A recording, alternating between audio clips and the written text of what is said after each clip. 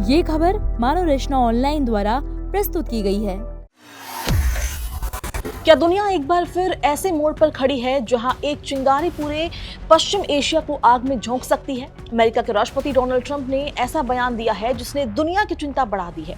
Trump ने साफ कहा है कि अगर ईरान उनकी हत्या करता है तो उन्होंने पहले से ही ऐसी जवाबी कार्रवाई के निर्देश दिए हैं जैसा ईरान ने पहले कभी देखा नहीं होगा। दरअसल ये बयान ऐसे समय में आया है जब अमेरिका और ईरान के बीच तनाव लगातार बना हुआ है। हाल के दिनों में इजराइल ने अमेरिका के साथ एक अहम खुफिया जानकारी साझा की थी। रिपोर्ट्स के मुताबिक इजरायली एजेंसी ने दावा किया कि ईरान कथित तौर पर डोनाल्ड ट्रंप की हत्या की नई साजिश पर काम कर रहा है। हालांकि इस दावे की अमेरिकी प्रशासन की ओर से अब तक स्वतंत्र पुष्टि नहीं की गई है, लेकिन इस इनपुट के सामने आने के बाद ट्रंप ने सार्वजनिक रूप से कहा कि वो लंबे समय से ईरान के निशाने पर हैं।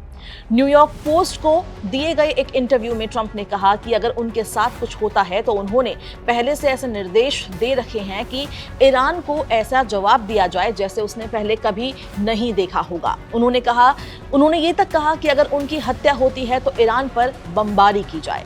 ट्रंप का कहना है कि वो काफी समय से ईरान की किल लिस्ट में है।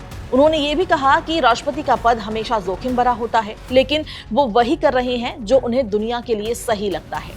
इस पूरे मामले की एक और अहम कड़ी जुड़ी है नाटो सम्मेलन से। सम्मेलन के दौरान भी ट्रंप ने पत्रकारों से बातचीत में कहा था कि वो ईरान की हर सूची में शामिल है। उनके मुताबिक अब तक वो किस्मत से सुरक्षित रहे हैं, लेकिन खतरा पूरी तरह टला नहीं है। उधर अमेरिकी मीडिया रिपोर्ट्स के अनुसार अमेरिकी खुफिया एजेंसियां भी ऐसे लोगों और समूहों पर नजर रख रही है जो मौजूदा या पूर्व अमेरिकी अधिकारियों पर संभावित हमलों की चर्चा कर रही हैं। यानी सुरक्षा एजेंसियां इस खतरे को पूरी तरह नजरअंदाज भी नहीं कर रही है। लेकिन इस कहानी का दूसरा पक्ष भी है।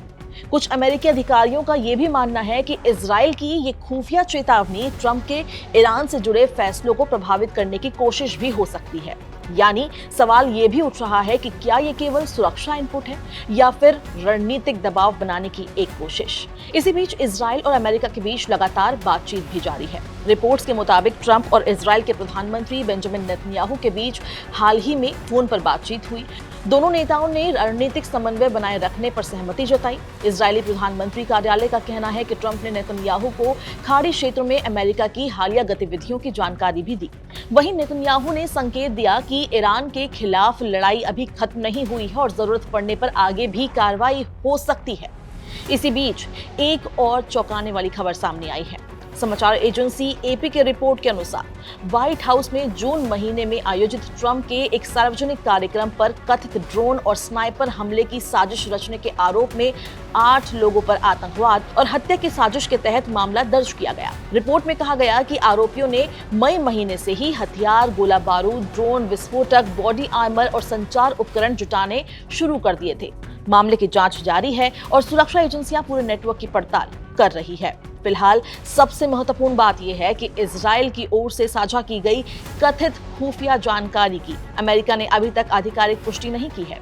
वहीं ईरान की ओर से भी इन दावों पर कोई आधिकारिक प्रतिक्रिया सामने नहीं आई है, लेकिन इतना जरूर है कि ट्रंप के तीखे बयान, इजराइल की चेतावनी और लगातार बढ़ते तनाव ने एक बार फिर पश्चिम एशिया की स्थिति को बेहद संवेदनशील बना दिया है। आने वाले दिनों में अमेरिका, ईरान और इजराइल के बीच होने वाली कूटनीतिक और सैन्य गतिविधियों पर पूरी दुनिया की नजर रहेगी, क्योंकि इस क्षेत्र में उठाया गया हर कदम वैश्विक राजनीति और सुरक्षा पर बड़ा असर डाल सकता है।